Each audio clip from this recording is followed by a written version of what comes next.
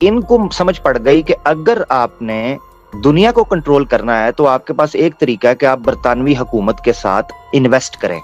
اور ترکوں کی حکومت اور برطانوی حکومت کی آپس میں ٹسل اس اعتبار سے چلتی تھی، وہ پاور ہے کہ یہودیوں میں یہ امید دم توڑ چکی ہوئی تھی کہ کبھی ان کا دیش ہوگا. 1897 میں وہ جو امید دم توڑ چکی ہوئی تھی، ایک جیو صحافی جس کو تھیوڈور ہرزل کے نام سے یاد کیا جاتا ہے، یہ ایک جرنلسٹ تھا. اس کے اچھا ہسٹری چونکہ اتنی لمبی ہے کہ اس کے اوپر میں نے 2 کتابیں ریکمینڈ کی تھیں پہلے بھی جب بات ہوئی. ایک کتاب ہے آرتھر کویسلر کی، جو کہ ہنگری کا بیسیکلی یورپین ایک ہسٹورین ہے اور خود اس کا تعلق جیوش کمیونٹی سے رہ چکا ہوا ہے. تو اس بندے نے کتاب لکھی the 13th tribe, the 13th tribe, Khazar empire and its heritage. یہ PDF میں اویلیبل ہے. اس کتاب میں اس نے ایکسپلین کیا ہے کہ جو اس وقت اسرائیل کے اندر لوگ بیٹھے ہیں اور جنہوں نے یورپ میں یہ کیمپین رن کی تھی، وہ حقیقت میں اسرائیلی تھے ہی نہیں، وہ کبھی اوریجنل جیو نہیں تھے. یہ یاد رکھنا چاہیے کہ جیو ہونے کے لیے آپ کی والدہ کا، آپ کے والد کا جیو ہونا ضروری ہے. آپ کی جینولوجی میں، آپ کی پیڈگری میں، یا آپ کے نسب نامہ میں، آپ کے شجرہ نسب میں جیو کا ہونا ضروری ہے، جیو خون کا ہونا ضروری ہے. تو جوش جو ہے آپ بائی چوائس نہیں بن سکتے، اسی لیے اس کو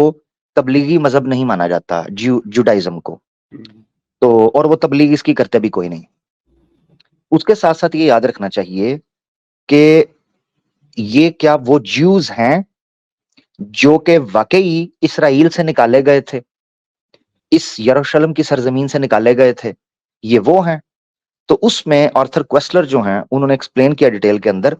کہ 13th ٹرائب نام رکھا اس بک کا، اور اس میں میپ کے ذریعے ایکسپلین کیا ہے کہ ان کا ٹریس بیک کریں آپ اس پورے کے پورے ٹرائب کا، جو کہ اشکنازی جیوز ہیں، اشکنازی جیوز. اور یہ لوگ کس طریقے سے خزر میں بستے تھے، جو کہ بلگیریا کے قریب اور ارمینیا کے قریب ایک ایریا مانا جاتا تھا. وہاں اس ایریا سے ان لوگوں نے جب دیکھا کہ ایک طرف سلطنت عثمانیہ بیٹھی ہے اور ایک طرف کرسچنز بیٹھے ہیں اور ان کے مابین کروسیڈز کا معاملہ چل رہا ہے، تو اس وقت ترکوں سے بچنے کے لیے اور کرسچن سے بچنے کے لیے انہوں نے کہا کہ بفر زون بن گیا تھا. تو انہوں نے کہا اگر کرسچن بنیں گے تو کرسچنز ماریں گے، اگر جیوز بنیں گے تو اپنا مسلمان بنیں گے تو کرسچنز ماریں گے، یعنی جو بھی دھرم قبول کرتے ہیں دونوں سٹیٹس میں سے کسی کا، وہ ہمیں ماریں گے. تو انہوں نے جیوز کلیم کر، خود کو جیو کلیم کر دیا کہ ہم جیو ہیں. حالانکہ جیسے میں بتا چکا ہوں کہ جیو ہونے کے لیے آپ کو بائی برتھ جیو ہونا ضروری ہے، بائی چوائس نہیں. مگر انہوں نے کہا جی ہم جیو ہیں، ہم نہ عیسائی ہیں نہ ہم مسلمان ہیں. یہ وجہ بنی کہ یہ وہ 13th ٹرائب ہے پھر جنہوں نے اس ایج کو حاصل کرتے ہوئے اس کے اندر بھی قدم رکھا، سلطنت عثمانیہ کے اندر بھی، اور یعنی ناردرن یورپ کے اندر بھی گئے اور ساؤدرن یورپ کے اندر بھی پھیلتے چلے گئے. اور وہاں پھر ان کو لگا کہ ہم ان 2 طاقتوں کا، مسلم اور عیسائیوں کی طاقتوں میں بیچ میں اپنا کردار ادا کریں، اور اس بیس کو انہوں نے استعمال کیا. اچھا 1890 سے، اچھا جو اوریجنل جیوز تھے وہ یہ ہمت ہار چکے ہوئے تھے، ان کے ذہن سے یہ بات نکل چکی تھی کہ کوئی پرومسڈ لینڈ ہے جس کا ہم سے ہمارے باپ نے عہد کیا تھا، وعدہ کیا تھا کہ بھئی یہ آپ کو ملے گا. یہ تصور تو ان کے ہاں ختم ہو چکا ہوا تھا، اور اس کو حاصل کرنے کے لیے جو چیزیں انہوں نے کاٹنی تھیں، وہ چیزیں وہ کئی صدیوں سے بلکہ ہزاروں سالوں سے کاٹ رہے تھے. اب اس کی ہسٹری آپ کو مل جائے گی، ایک کتاب ہے جو کہ بین ہو گئی بعد میں، مگر تھی ایک بیسٹ سیلر آرتھر کی طرف سے. اس آرتھر کا نام ہے اینڈریو ہچ کاک. اس کی کتاب ہے دا سائناگوگ آف سیٹن. اس کے اگر ابتدائی چیپٹرز آپ پڑھیں گے تو اس میں اس نے ہزاروں سالوں کی جیو ہسٹری جو ہے اس کو کور کیا ہے، آفیشل اور اوتھینٹک ریفرنسز کے ساتھ اس نے کور کیا. اس میں اس نے ایکسپلین کیا ہے کہ جیوز کو اس چیز کا اندازہ ہو گیا تھا کہ جو وہاں سے بخت نصر کے بعد، مار کھانے کے بعد، ہم جس مسیحا کی تلاش کر رہے ہیں وہ مسیحا کھجوروں کی سرزمین پر آئے گا. یہی چیز ہے کہ وہ یروشلم سے نکل کر، مصر سے نکل کر، یعنی افریقہ کے جنگلوں سے نکل کر وہ یہاں پر خاک چھانتے ہوئے آہستہ آہستہ یثرب کے اندر آئے. اور یثرب میں ان کو تلاش تھی کہ یہاں کسی شادی میں ہوگی، ہمارے قبیلے کے اندر کسی مرد اور عورت کی شادی ہوگی، ان سے ایک بچہ پیدا ہوگا، لہذا وہ 3 قبیلے یہودیوں کے بڑے وہ یہاں پر آ گئے تھے یثرب کے اندر، بنو نذیر، بنو قینقا اور بنو قریظہ. اور یہی وجہ ہے کہ جب وہ تجارت کیا کرتے تھے مکہ کے مشرکین کے ساتھ، وہاں جب ان کا جھگڑا ہوتا تھا یا کوئی ایسی تو تڑاک ہوتی تھی، تو اس میں وہ ایک دوسرے کو سپورٹ کے لیے یہودی جو ہے وہ کہا کرتے تھے کہ ہمارا وہ مسیحا جب آئے گا پھر ہم تمہارے ساتھ نپٹیں گے. اب ان کو یہ امید تھی کہ بنو اسحاق کے اندر سے آئے گا، وہ آ گیا بنو اسماعیل میں سے. ابھی آپ کو آگے چل کر پتا چلے گا کہ میں یہ ساری ہسٹری کیوں رکھ رہا ہوں. مختصراً وہ آگے بنو اسماعیل میں سے. اب بک آف ڈیٹرانومی جو اولڈ ٹیسٹیمنٹ ہے اس کے چیپٹر 18 ورس 18 میں جو پروفیسی کی گئی ہے حضرت موسیٰ علیہ السلام کے سامنے، وہ یہ تھی کہ تمہارے بھائیوں میں سے. اب جیوز چونکہ نسلی تعصب کا شکار تھے، ریسسٹ قوم ہے، اور وہ یہ مانتے ہیں کہ we are the chosen people, we are only the chosen people. تو ان کو یہ تھا کہ یہ آنا چاہیے بنو اسحاق کے اندر سے، یہ ہے بنو اسماعیل. اور یہی وجہ ہے کہ جو جیلسی حضرت ابراہیم علیہ السلام کے وقت پر محسوس ہوئی تھی، جو کہ ایک نیچر ہے دو بیویوں کا آپس میں جیلس ہونا، تو حضرت سارہ اور حضرت ہاجرہ علیہم السلام، دونوں پر سلامتی ہو، ان دونوں کی چپکلش کی وجہ سے یہ قبیلے علیحدہ ہوئے، اور حضرت ہاجرہ جو ہیں وہ نکل گئیں مکہ کی جانب، اور ایک پورا شہر بسا جہاں پر یمنی الاصل لوگ جو ہیں وہ آئے، اور عبرانی اور عرب کا میل ہوا، اور اس کے بعد ایک عرب ٹرائب جو ہے وہ شروع ہوا مکہ کے اندر. یہ وہ قوم تھی جو بنو اسماعیل کی نسل آگے جا کر بنی، ہاجرہ کے بیٹے حضرت اسماعیل علیہ السلام. اب ان کو یاد کیا جاتا ہے برے لفظوں کے اندر، یہ کہا جاتا ہے کہ یہ لونڈی کی لوگ ہیں، یہ غلام سیکنڈ کیٹیگری کے لوگ ہیں، اس لیے یہ بنو اسرائیل یا ہمارے قبیلے کے لوگ نہیں ہیں. اب یہ پوری وہ اچھا، جب نبی پاک صلی اللہ علیہ وسلم بنو اسماعیل میں سے آئے، جو کہ پیشگوئی پر پورا صادق ہوتا تھا کہ تمہارے بھائیوں میں سے تو انہوں نے اس کو، چونکہ لٹرلی نسلی تعصب تھا، انہوں نے اس کو قبول نہ کیا. اسی لیے نبی پاک صلی اللہ علیہ وسلم کی زندگی میں گنتی کے چند یہودی ہیں جو نبی پاک صلی اللہ علیہ وسلم پر ایمان لے کر آئے، اگرچہ اپنی آنکھوں سے اور اپنے عقل سے اور اپنے علم سے یہ جان چکے تھے کہ محمد صلی اللہ علیہ وسلم ایک سچے رسول ہیں. بہرحال شرارتیں جاری رہیں. وہ جو خاک چھانتے چھانتے یثرب میں پہنچے تھے، موجودہ مدینہ المنورہ یا مدینہ النبی صلی اللہ علیہ وسلم، ان سے بھی ان کو پھر نکلنا پڑا اپنی حرکتوں کی وجہ سے. اور جب یہاں سے نکلے ہیں تو انہوں نے پڑاؤ ڈالا اس وقت کے عراق اور شام میں. عراق اور شام جو ہیں یہ بٹے ہوئے تھے رومن اور فارس، یعنی رومن امپائر اور پرشین امپائر کے اندر کچھ کچھ صوبے، کچھ کچھ علاقے بٹے ہوئے تھے. اب ایسی صورت میں کچھ یہودی تو پارسی میں شفٹ ہو گئے، اور کچھ یہودی جو ہیں وہ کرسچنز کے ساتھ مل گئے. اس کا ذکر آپ کو سر آرنلڈ کی ایک کتاب ہے پریچنگز آف اسلام، اس میں سیریا کو اور عراق میں جب اسلام پہنچا ہے حضرت عمر فاروق کے دور میں، آپ کو پڑھ کر حیرانگی ہوگی کہ یہودی اس وقت کیا چالیں چلا کرتے تھے اور ان کی کن چیزوں کا سامنا تھا. خیر، جب اسلام کا سورج طلوع ہوا اور فارس اور رومن امپائر کا سکہ جو ہے وہ مدھم پڑنے لگا، تو یہ لوگ جس طرح وہ امپیریل طاقتیں تھیں، طاغوتی طاقتیں تھیں اور استعماری طاقتیں پیچھے ہٹتی گئیں، ویسے ویسے یہ لوگ سمٹ کر وہیں جاتے گئے. یہ آپ کو جاننا ہے. بالکل اسی طریقے سے جس طرح برطانوی استعماری طاقتیں جب تک ہندوستان کے اندر موجود تھیں، یہاں آپ کو ان کے ٹاؤٹ اور ایجنٹس نظر آتے تھے جن کی پشت پناہی وہ طاقت کرتی تھی، اور جیسے ہی وہ سمٹ کر گئی ہے وہ اپنے ساتھ برطانیہ ان لوگوں کو لے گئی ہے، جن کا ذکر اکثر ہم کرتے رہتے ہیں. اب ان کا ذکر آ گیا ہے تو میں ابھی تو نہیں، تھوڑا آگے چل کے ذکر کروں گا، مگر یہ ہسٹری جاننا ضروری ہے کہ جب وہ سمٹ کر رومن امپائر کے ساتھ، کیونکہ یہودیوں کا زیادہ تعلق اپنی تاریخ کے اعتبار سے عیسائیوں کے ساتھ رہا ہوا تھا،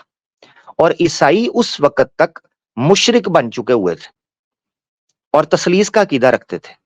تو جیوز کے لیے یہ گزارے لائق بات تھی. گزارے لائق بات اس لیے تھی، حالانکہ جیو جو ہیں وہ توحید پرست ہیں، مگر گزارے لائق بات اس لیے تھی کہ ان کا ماننا یہ تھا کہ جو مشرک ہوتا ہے وہ ہمیں تنگ کم کرے گا، ان کے ساتھ وہ نکلے. یہ موٹی موٹی باتیں ہیں جو میں رکھنا چاہ رہا ہوں، اور اس کے پیچھے کئی چیزیں تھیں کہ ان کو لگا کہ دیکھو ہم تو دیکھو عہد قدیم کو تو تم مانتے ہو، عہد جدید تم ہمارے ساتھ لے کر چل رہے ہو، تو ان کی ایک ان کے ساتھ مطابقت زیادہ تھی بنسبت اس کے کہ مسلمانوں کے. اور پارسیوں کو تو ویسے ہی وہ کیٹیگری سے آؤٹ سمجھتے تھے. تو جیوز کا قدرتی طور پر تعلق کرسچنز کے ساتھ بنتا تھا اور یہ سمٹ کر ان کے ساتھ یورپ میں چلے گئے. جب یورپ کے اندر گئے تو ان کو توقع یہ تھی کہ ان کو جینے کا حق دیا جائے گا. مگر ایک بک ہے، موزس نام کا ایک رائٹر ہے جو کہ خود جیو تھا، اس نے کتاب لکھی ہے from Rome to Jerusalem. Rome to Jerusalem. اس بک کو پڑھیں جس نے چینجز کو سمجھنا ہے کہ یورپ کو سیکولر کیسے کیا گیا، اور یورپ کو سیکولر کرنے کے بعد سلطنت عثمانیہ گرنے کے فوراً بعد یہ عہد و پیمان کیسے کروائے گئے کہ ان کو ایک سرزمین دی جائے گی تاکہ ہماری جان چھوٹے، یعنی کہ یورپینز کی. اب جب یہ سمٹ کر وہاں آ گئے اور برطانوی حکومت قائم ہوتی ہے برطانیہ کی، اس دوران کے اندر کبھی فرینچ رفٹ چل رہی ہے، کبھی پرتگال اٹھ رہا ہے، کبھی اٹلی اٹھتا ہے، مگر برطانوی حکومت سبقت لے جاتی ہے اپنی پولیٹیکل سٹریٹجی کی وجہ سے، مضبوط مانی جاتی ہے اور ظاہری بات ہے سرمایہ تھا ان کے پاس، تو یہ سب ان کے آگے سرنڈر کر لیتے ہیں اور ان کے ساتھ ضم ہوتے چلے جاتے ہیں. اب اس کا نتیجہ یہ نکلتا ہے کہ ان کو سمجھ پڑ گئی کہ اگر آپ نے دنیا کو کنٹرول کرنا ہے تو آپ کے پاس ایک طریقہ ہے کہ آپ برطانوی حکومت کے ساتھ انویسٹ کریں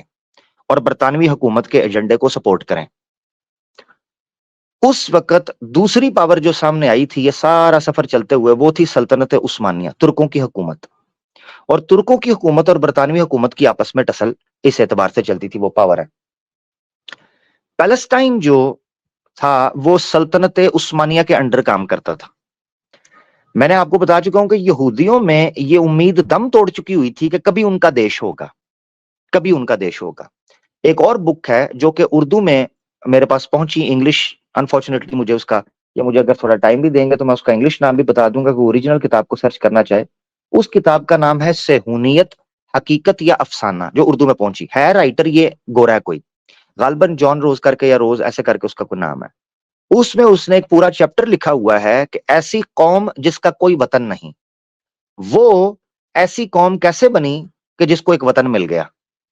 اس کو اس نے ڈیٹیل کے اندر ایکسپلین کیا، پی ڈی ایف میں آپ کو مل جائے گی، صہیونیت، حقیقت یا افسانہ. اس میں بھی، اور یہ جو synagogue of Satan Henry Hitchcock کی، اس کے اندر بھی ایک پورا چیپٹر ہے، فلسطین کو کس طریقے سے کھنجر مارا گیا، اس کے اندر نقب کیسے لگایا گیا. 1897 میں وہ جو امید دم توڑ چکی ہوئی تھی، ایک جیو صحافی جس کو تھیوڈور ہرزل کے نام سے یاد کیا جاتا ہے، یہ ایک جرنلسٹ تھا. اس کے خفیہ عزائم یہ تھے، اور یہ اسی قبیلے سے تھا، اشکنازی جیوز قبیلے سے، جو میں نے آپ کو بتایا 13th ٹرائب آرتھر کوسلر نے ایکسپلین کی. وہ صحافی تھا، اس نے ایک مہم شروع کی، اور مہم یہ شروع کی، بیسیکلی یہ جرمنی میں تھا اور جرمنی سے ہوتا ہوا پھر یہ استنبول میں آیا اور اس نے اپنی سازشیں وغیرہ کی. جس نے اس کسی سین کو پڑھنے کی بجائے دیکھنا ہے تو ایک ترک ڈرامہ تھا سلطان عبد الحمید، جس کو پایہ تخت بولتے ہیں، سلطان عبد الحمید کے اوپر، جی آخری جو مانے جاتے ہیں خلیفہ سلطنت عثمانیہ کے لیڈر. تو پایہ تخت نامی ڈرامے کے پہلے ہی سیزن کے اندر تھیوڈور ہزل کی جو ہرزہ سرائیاں ہیں ان کو فلمایا گیا، دکھایا گیا. جس نے دیکھنا وہ دیکھ سکتا ہے. یہ ریالٹی ہسٹری، یعنی ریئل ہسٹری ہے، جو حقیقت ہے. تھیوڈور ہزل جو ہے وہ میٹنگ کرنا شروع کرتا ہے، اور جو بینکس پیسے اکٹھے، یعنی جو جیوز پیسہ انویسٹ کرتے تھے برطانویہ کی ایکسپیڈیشنز کے اوپر، اس نے کہنا شروع کیا کہ اب جیوز کو چاہیے کہ ایک پرومسڈ لینڈ جس کا وعدہ کیا گیا ہے، ہم اس کو حاصل کرنے کی کوشش کریں. تو 1897 میں ایک پوری کی پوری آرگنائزیشن تیار کی جاتی ہے جیوز کے ہاں، اور اس کے پیچھے خفیہ مقصد یہ ہوتا ہے، اس کو جاننا ضروری ہے کہ کیوں 1897 میں یہ چیز رکھی گئی. کیونکہ اسی سیم ٹائم کے اوپر ایک اور مہم کھڑی کی گئی تھی عربوں کو ترکوں کے خلاف کھڑا کرنے کے لیے، اور یہ بھی ایک لمبی ہسٹری ہے.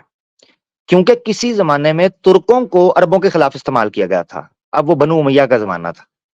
تو پرانی یادوں کو تازہ کرتے ہوئے عربوں کو ترکوں کے خلاف استعمال کیا گیا، اور وہ کرنے والے تھی برطانوی حکومت. اب ان کو لالی پاپ دینا مقصد تھا. لالی پاپ دینا مقصد یہ، اور اس کو کسی نے دیکھنا ہو تو لارنس آف اریبیا ایک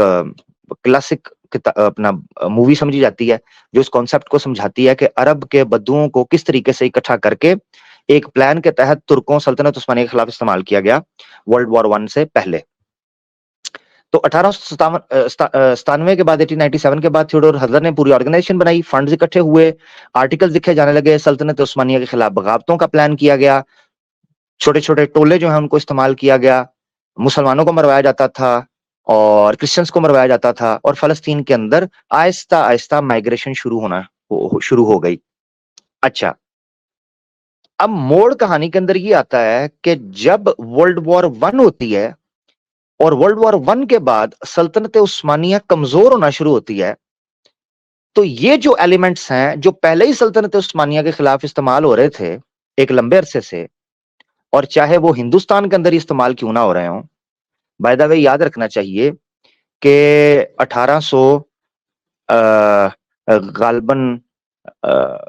95 یا 98 ہی وہ سال ہے جس میں مرزا غلام احمد قادیانی صاحب نے کھل کر نبوت کے دعوے کرنے شروع کر دیے تھے، اور پھر کمپلیٹلی 1900 میں 1900 کے اندر نبوت کا دعویٰ کیا تھا۔ تو یہ ایک جگہ سے نہیں، ملٹیپل جگہ سے آپ کو یہ اشارے ملتے ہیں کہ وہ ذہنی طور پر تیار ہو گئے تھے کہ سلطنت عثمانیہ اب گرے گی اور ہمیں اپنے فائدے بیچ میں سے نکالنے ہیں۔